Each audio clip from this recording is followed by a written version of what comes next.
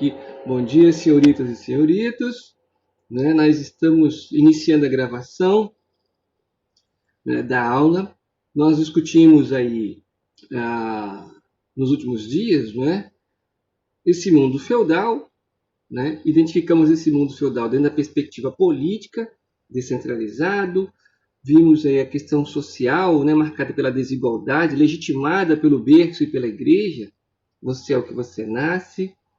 Economicamente baseada numa agricultura de subsistência, certo? Uma sociedade onde a igreja controlava todas as ações, nós falamos sobre isso, Tudo que a igreja diz é verdade, certo? Para chegar a Deus só existe um caminho, e esse caminho é através da igreja, ou seja, existe um intermediário entre o homem e Deus, certo? Essa igreja controla todas as ações da vida, desde o nascimento até a morte, essa igreja controla. Vimos aí que é uma sociedade analfabeta, em sua maioria. Vimos aí que alguns dos indivíduos, os camponeses, se utilizam de contos, pequenas histórias, para educar seus filhos, histórias essas que no futuro vão se tornar, vão ser adaptadas pela burguesia, terão finais felizes, até porque esse mundo medieval não é um mundo fundamentado, sedimentado no otimismo, É um mundo marcado é um mundo pessimista, Qual é a perspectiva que esse indivíduo tem de algo melhor, vamos dizer assim, de transformar a sua realidade? A chance não existe, uma vez que ele é fruto que ele nasce, E com as revoluções burguesas, que são assuntos para outros, Esse mundo fundamentado na falta de perspectiva, ele precisa de esperança, Ele precisa de esperança. Então, os finais das histórias vão ganhar finais felizes, É o caçador que tira a vovozinha da barriga do lobo, O príncipe que dá um beijo e acorda a mocinha que está dormindo em sono profundo, e todos são felizes para sempre. Então, essa ideia da felicidade, de que o bem vence o mal, espanto temporal, certo? E isso pertence à mentalidade burguesa posterior a esse mundo medieval, certo? Onde os comportamentos, as realidades serão transformadas. Beleza? Isso nós vimos. Então vamos discutir esse texto sobre trabalho e ócio, para a gente. Ele ajuda a gente a entender qual é a relação, essa ideia de quem trabalha, Quem trabalha? Quem trabalha é o mal-nascido, certo? Quem trabalha é o mal-nascido. E quem é o mal-nascido? Aí no nosso caso, do conceito medieval, o mal-nascido é o camponês, certo? Mas se a gente olhar para o passado, para a antiguidade, a gente vai perceber que o trabalho era uma coisa mal vista, O trabalho mecânico era uma coisa mal vista. A gente até fez um comentário, na última aula, isso é exatamente como castigo. Qual foi o castigo, dentro da versão religiosa cristã? Que castigo foi imputado a Adão e Eva por terem cometido o pecado? Eles iam ter que trabalhar para sobreviver. Eles foram expulsos do paraíso, onde tinham que exercer trabalho. Então, essa leitura, esse tipo de interpretação, vai dar margem para você legitimar o trabalho de alguns em detrimento do benefício de outros. Só um minuto, deixa eu fechar minha porta aqui rapidinho. 1, 2, 3. Pronto, voltei. Então vamos ver aí, dentro de uma leitura da antiguidade, como o trabalho era visto, Trabalho e ócio. O que é trabalho? O que é ócio? Certo? O que é trabalho? O que é ócio? Então vamos ler o texto, acompanhe, acorda, aproveita que vocês estão dentro desse friozinho, debaixo das cobertas, acompanhando a aula, certo? Não dorme não. Trabalho e ócio, o que diz o texto? Vamos aí. A economia romana comportava um importante setor servil. Havia também a prisão por dívidas, em que um credor sequestrava um devedor com a mulher e os filhos para fazê-los trabalhar, e um setor do Estado em que os condenados, os escravos do fisco, ou seja, de inumeráveis domínios imperiais, penavam sob as chibatadas dos guardas. Muitos cristãos conheceram tal destino. Bom, de cara ele já está começando ele dá a entender, não é? Ele faz uma referência aí àquela escravidão por dívida, sim ou não? Né? A escravidão por dívida, lembra? Como se tornava escravo na antiguidade? Dívidas ou prisioneiros de guerra. Está subentendido isso aí no texto ou não? Certo? Mas o setor principal continuava juridicamente livre. Pequenos camponeses independentes penavam para pagar os impostos. O império deixava o terreno livre para as oligarquias locais de notáveis e confiava-lhes o cuidado de garantir as tarefas administrativas. Exigia-lhes pouca coisa pela via fiscal e evitava mostrar-se muito pouco curioso quanto à maneira como os escravos eram extorquidos do campesinado. É a espécie de governo displicente que construiu um princípio de muita dominação colonial num período recente. Entendeu isso aí? Então, o Estado deixava às oligarquias locais, aos donos das propriedades locais, certo? A cobrança desses impostos, né? E a exploração desses trabalhadores, certo? Isso varia de local para local. O que não vai variar é a exploração sofrida, né? A quantidade de trabalho que era exigida por esses proprietários de terra, certo? Sobre aqueles que não tinham a terra, mas dependiam destes, certo? Outros camponeses eram meeiros desses notáveis, né? O meeiro, eu permito a alguém que trabalhe na minha terra, certo? E a produção a gente divide, né? Trabalhadores agrícolas, assalariados, artesãos, cujos serviços eram comprados para determinada tarefa, tinham como os empregadores um pacto de compromisso que raramente assumia a forma de contrato escrito. Acata a palavra do senhor nas contestações relativas aos salários dos criados. Assim também, o empregador romano faz justiça se os assalariados o roubam como se fossem escravos. As cidades são essencialmente os lugares onde os notáveis distribuem os lucros da terra. Ao redor desses notáveis urbanos vivem artesãos e comerciantes, que são os fornecedores de tais ricos. Como se conhecia uma cidade? Pela presença de uma classe ociosa, a dos notáveis. Deu para identificar quem são os notáveis? Quem seriam os notáveis? Alguém digita para mim, por favor. Quem seriam os notáveis? Fica à vontade. Eu fico esperando aqui. Faz de conta que travou o vídeo, senhor.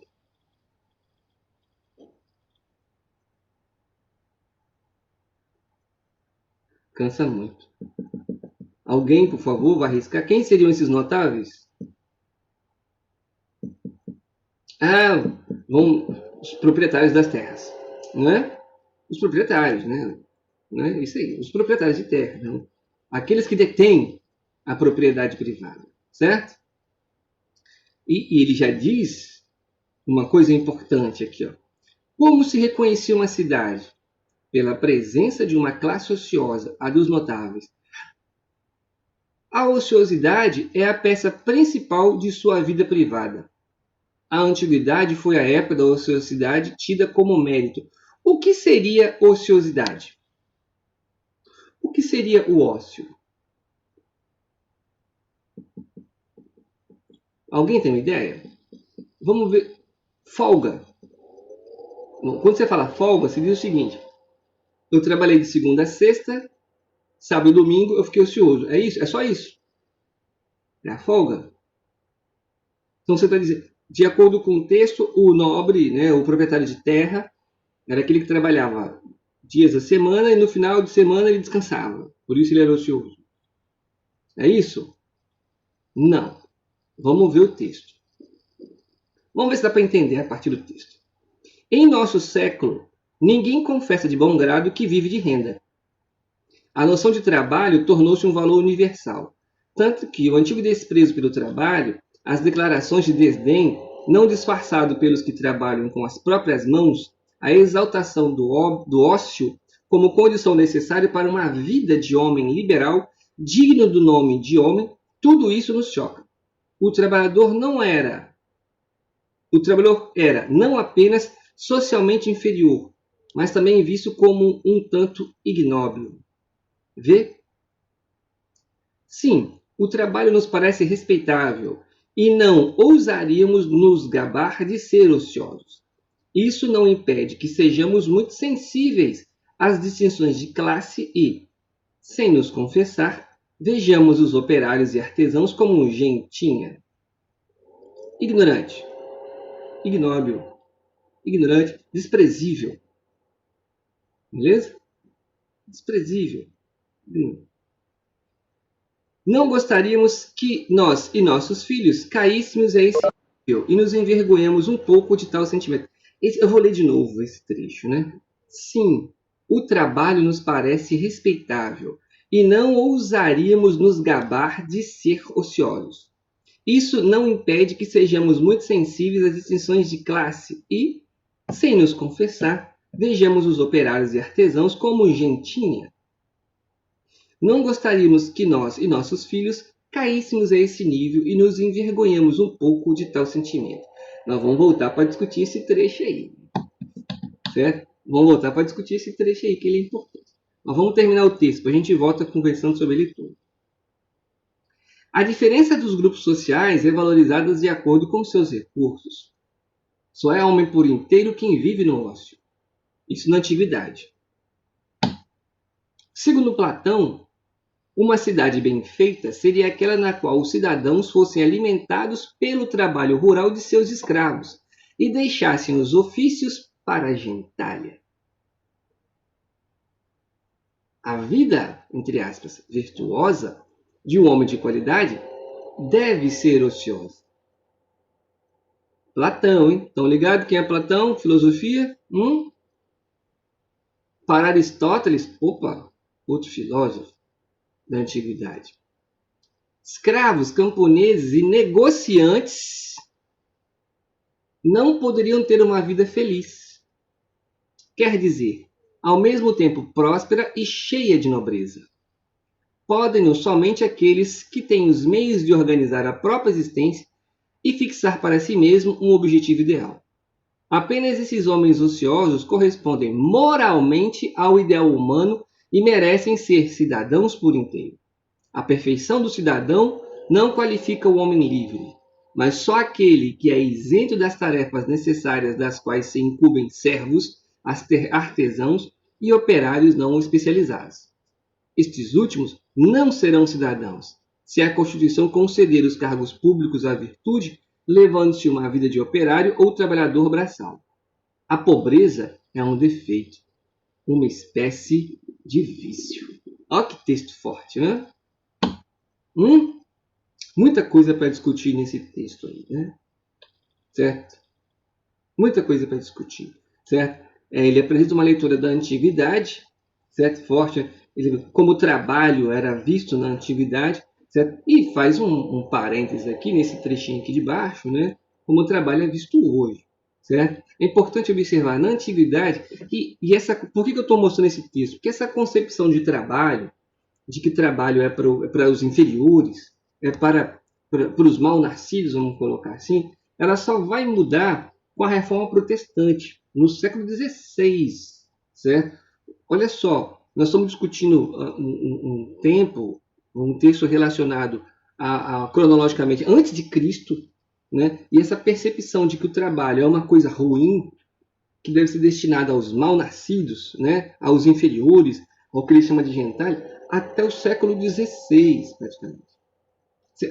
É muito tempo, né? Com a reforma protestante, a ideia de trabalho ela vai mudar de sentido. O trabalho deve ser algo desprezível para ser algo importante para todo mundo. Porque nós vamos relacionar essa concepção de trabalho à salvação divina, né? A partir daí você vai mudar a noção e a forma de lidar com o trabalho. O trabalho passa a ser algo valorizado por Deus, certo? E você muda essa conotação. Deus ajude a quem cedo madruga, né? O trabalho enobrece o homem. Até então, o trabalho é mal visto por parte daqueles indivíduos que se consideram elite pensante, não é? É importante perceber isso. Então, de que trabalho nós estamos falando? O trabalho mecânico, né? E é importante você perceber que não é só escravo que trabalha. Ele faz citação, né? O escravo trabalha, faz o trabalho mecânico. O que é o trabalho mecânico? Aquele que você usa mãos, né? Você usa mãos, né? O cavar, o construir, o transportar, aonde você usa força mecânica, o trabalho braçal, certo? Esse trabalho braçal vai ser mal visto, certo? Porque o indivíduo exercita o trabalho braçal, certo? Ele vai ser visto como alguém incapaz de construir um pensamento lógico. Ele vai ser visto incapaz de, certo? E é importante você observar que ele não faz referência somente a escravo. Existem indivíduos, certo? Existem indivíduos, certo? Que não são escravos, mas que exercem trabalho. O camponês, está escrito aí, né? O camponês não é escravo, mas ele exerce esse trabalho mecânico. Logo, ele é inferior. Ele não é um escravo, certo? Ele está acima do escravo porque ele é um indivíduo livre, mas ele exerce trabalho. Ele não é um ser perfeito, um ser à altura dos chamados notáveis. O comerciante exerce trabalho. Ele não é escravo. Ele não vai estar no mesmo patamar, dependendo do seu tipo de comércio desenvolvido, certo? Que um camponês comum. Mas como ele exerce um tipo de trabalho, ele não será visto como um notável. A menos que ele seja muito rico a ponto de não precisar exercer esse trabalho, certo? Os notáveis são aqueles que exercitam o ócio. Uma das explicações, certo? Para a gente ter tanto desenvolvimento do pensamento, né, na antiguidade, né, pode ser relacionada a esse tipo de comportamento. Uma vez que alguns indivíduos chamados notáveis, eles não exerciam o trabalho, eles exerciam o pensamento. Se pensava o futuro da cidade, certo? E essas pessoas eram vistas como melhores do que as outras, certo? É importante ver a caracterização por aqueles que trabalham. Ignóbeis, gentalhas, né? Inferiores, percebe? O trabalho não é algo bem visto socialmente. O ócio, certo? Desse contexto, né? O ócio é o oposto do trabalho. O ócio é não exercer o trabalho, certo? O ócio é não exercer o trabalho, certo? É o não trabalhar. Isso está claro ou não? Se manifesta. O ócio é o oposto, certo? E aí é importante quando ele dá uma chamada no texto para o nosso tempo. Se pensa assim ainda hoje? Se pensa assim ainda hoje? Sim ou não? Sim. A gente valoriza quem não trabalha? Presta atenção na pergunta. Hoje, se pensa assim, se valoriza quem não trabalha? Não, né? Hoje se inverte. Hoje você tem. É o que ele diz aqui. Hoje é até desagradável. Você fala, o que você faz? Ah, eu não faço nada, eu vivo de renda. Como assim vive de renda? É, eu não trabalho não. Meu pai me deixou aí uma grana. Eu tenho lá uns apartamentos que eu alugo, eu vivo de renda, eu não trabalho não. Playboy, Patricinho, Maricinho, não é assim? Né? A gente não aceita, né? Né? A nossa sociedade, ela hoje, né? Ela não aceita se você não desenvolve, né? Percebe? Tenta ver a vida da gente, né? A gente tem que estar o tempo inteiro fazendo alguma coisa, produzindo alguma coisa hoje. Você, você estuda, você tem que fazer estudos, tem que fazer língua estrangeira, você tem que saber mexer aqui, ali. Você está o tempo inteiro ocupando o seu tempo com alguma coisa, certo? Longe de mim, né? Longe de mim fazer fofoca, né? Mas quem mora ali, fulano faz o quê? Fulano não faz nada, fulano é vagabundo, não trabalha não, sustentado pelo pai. Nós nunca ouvimos isso, né? A gente nunca falou isso. Não faz nada. Você em casa, faz de conta que não é pandemia. marmanjo desse, não faz nada, não vai capinar um quintal, ajudar a mãe a lavar a louça, né? A gente tem que trabalhar o tempo inteiro, né? A gente tem que estar produzindo hoje no mundo que a gente vive, o desenvolver de algo, certo? É quase obrigatório. Você não fazer nada, certo? E se inverteu o discurso, percebe? O discurso foi invertido. Hoje, não estar produzindo alguma coisa, certo? É mal visto. Hoje, o não produzir é mal visto, né? E o que a gente vê é um problema, né, que a nossa sociedade enfrenta, né? Porque você tem que buscar o equilíbrio, né? O ócio ele é importante. O que vem a ser o ócio hoje, né? O ócio é aquele momento em que você para e respira, e você pensa a sua vida. Você não vai estar pensando no que produzir. Não, você não está pensando em produzir, no que você vai ganhar. É o momento que você para, respira e dá um tempo para você. Certo? E falta esse espaço para o ócio hoje, né? Falta esse espaço. Porque você é cobrado o tempo inteiro. Não produzir hoje, inverter o discurso, né? O não produzir hoje é algo mal visto, socialmente falando. E mesmo assim, esse trecho aqui é muito importante, eu acho ele bem relevante. O trabalho hoje parece respeitável. Contudo, entretanto, todavia, o tipo de trabalho que você exerce hoje, certo? Ele ainda gera a exclusão, ele ainda gera discriminação. Aqui, ó. Isso não impede que sejamos muito sensíveis às distinções de classe. O que você faz? Você trabalha de quê? O que você produz? Dependendo do que você trabalha, dependendo do meio em que você está inserido, certo? Você vai dizer com mais força ou menos força o que você faz. Certo? É como ele diz aqui, né?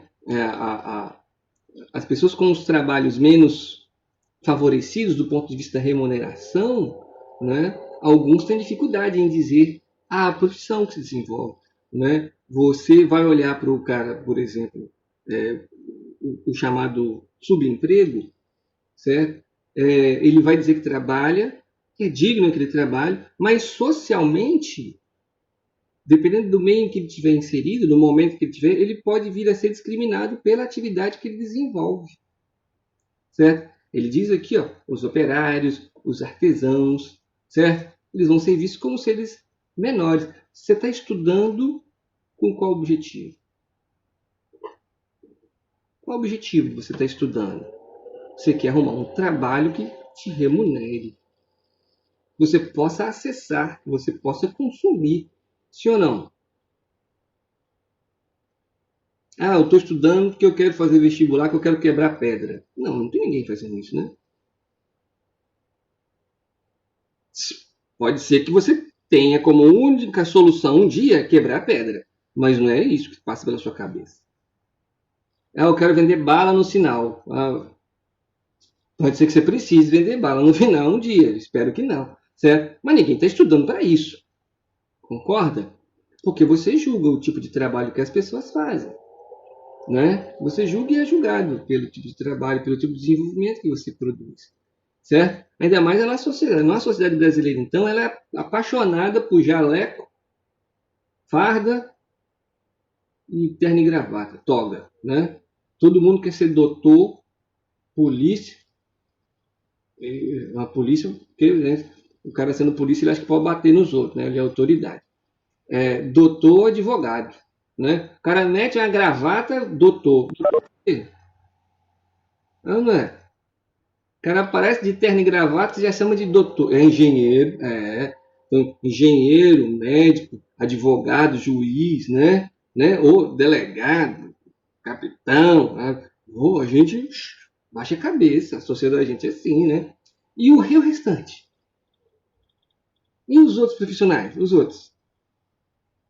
O que você faz com os outros profissionais?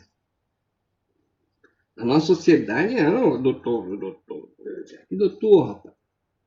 Certo? É impressionante como a gente se submete a, esses grupos, né? Todo mundo quer ser doutor, né? Por quê? Tem a ver com a noção de poder que se transmite, né? A, né? Em relação aos demais. certo? É importante observar isso. Mas o texto aí, vamos voltar para o texto, está discutindo uma concepção, né, de como o trabalho era visto na antiguidade como algo ruim e o que era valorizado era a ideia do ócio. Né? Se eu exerço o ócio na antiguidade, isso significa que eu sou um notável, eu sou um homem de posses e existem pessoas que trabalham para mim.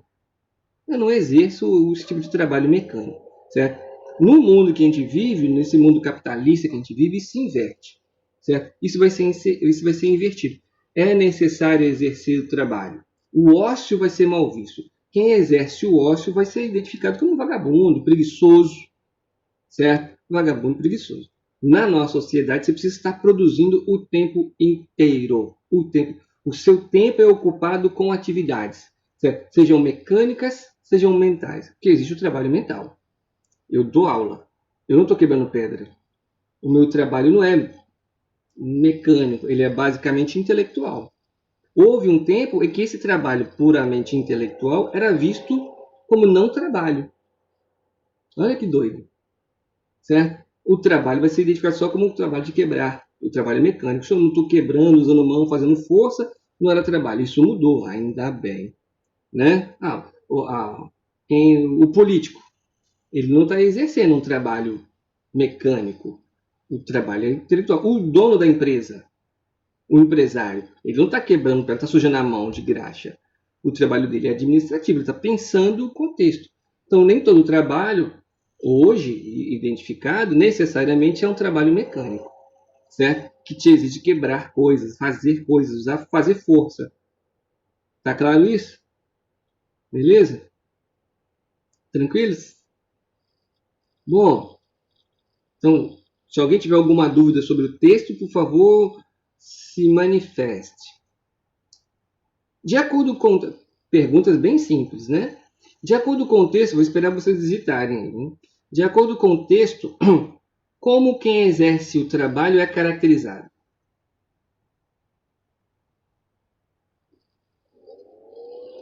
Alguém, por favor, para discutir? De acordo com o texto, como quem exerce o trabalho é caracterizado? Pessoas sem intelecto? Não.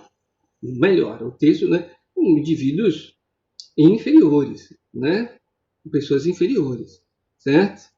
Ele chama de gentalha, ignóbeis, são vistos como indivíduos inferiores, certo? Beleza? Certo? Isso aí. Né? Quem exerce trabalho são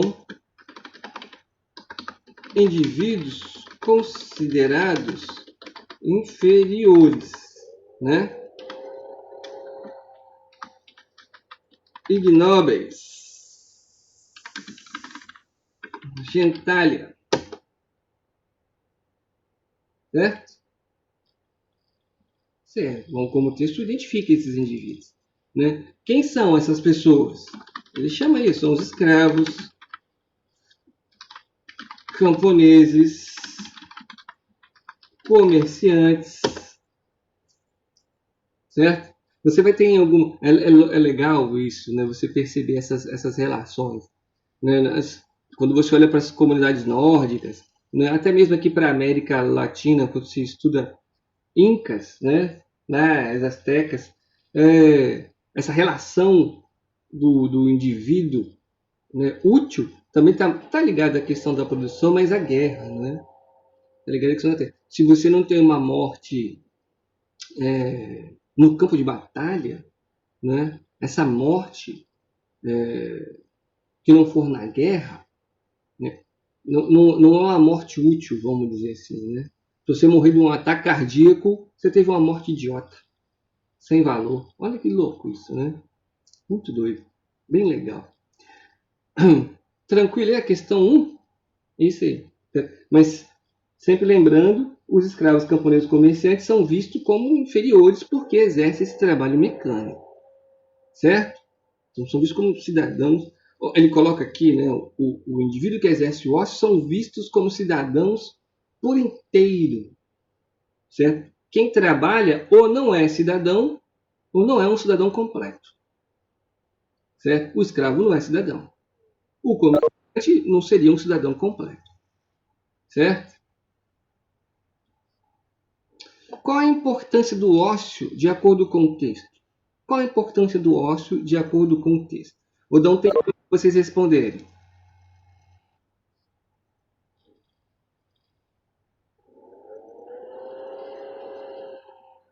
Qual a importância do ócio? Vou dar um tempinho para vocês responderem.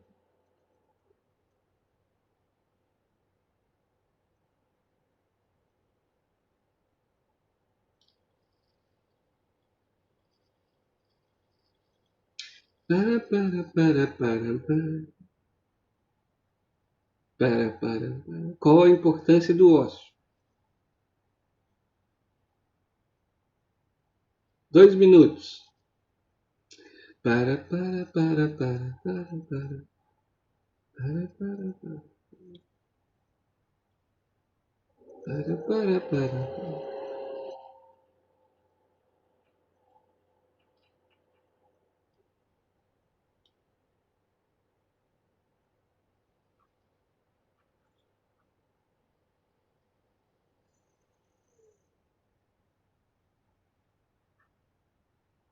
Alguém? Tá acabando o tempo. Por favor, me salva. Alguém, por favor, para puxar a discussão, para não ser monólogo.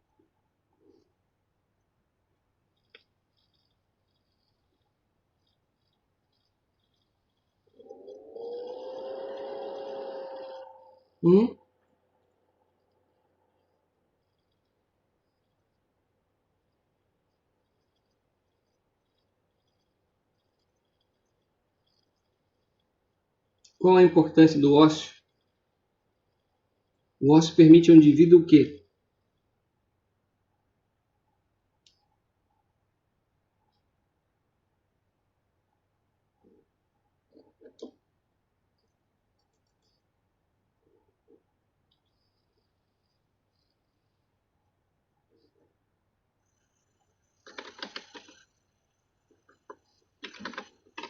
Travou? Vocês estão me vendo? Estão me ouvindo?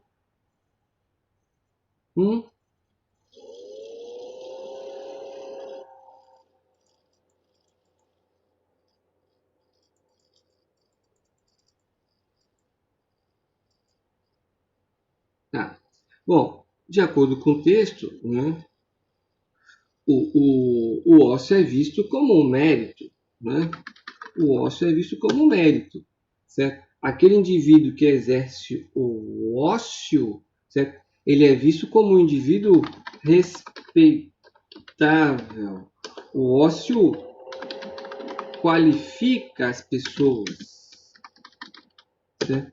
Ele qualifica as pessoas. Certo? Sim ou não? Ele qualifica as pessoas. Ele identifica. Ele identifica.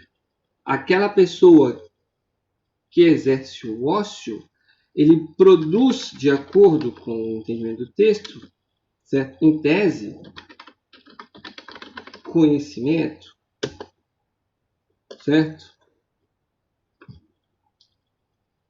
Beleza? O trabalho é o trabalho mecânico, certo? Ele qualifica o cidadão. Beleza?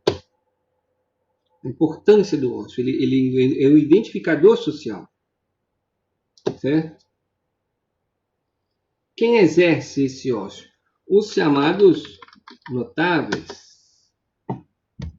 Quem exerce o ócio? Os chamados notáveis. O cidadão, importante usar esse termo, né? Aspas aí. Completo.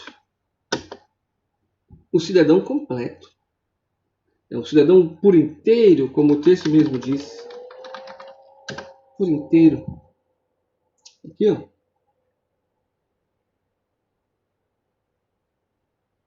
A perfeição do cidadão não qualifica o homem livre, mas só aquele que é isento das tarefas necessárias das quais se incumbem servos, artesãos e operários não especializados. Esses últimos não serão cidadãos se a Constituição conceder os cargos públicos à virtude, levando uma vida de operário ou trabalhador braçal. Certo? Esse trecho é muito forte, né? A pobreza é um defeito, uma espécie de vício. Né? É como se a pessoa fosse pobre porque ela quis ser pobre. Dentro da nossa sociedade, onde o trabalho é visto como tudo hoje, né? O trabalho é visto como tudo. Todo mundo tem que produzir, todo mundo tem que trabalhar, não interessa. Todo mundo tem que trabalhar, né? De qualquer jeito.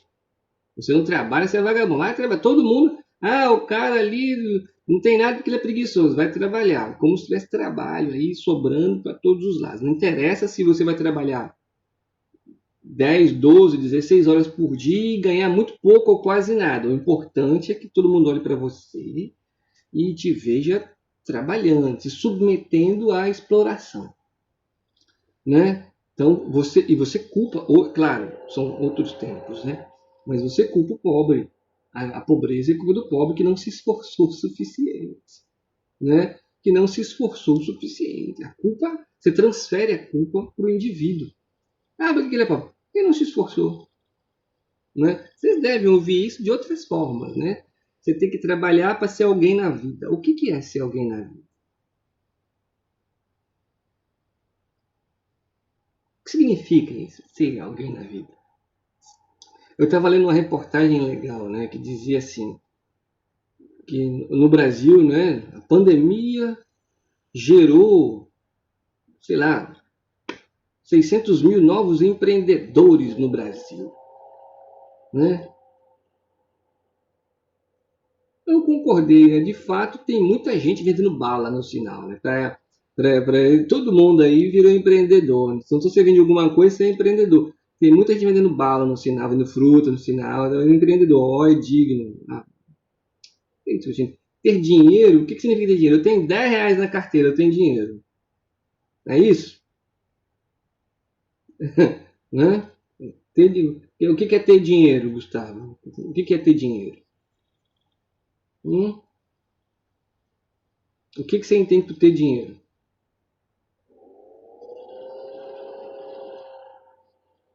Não.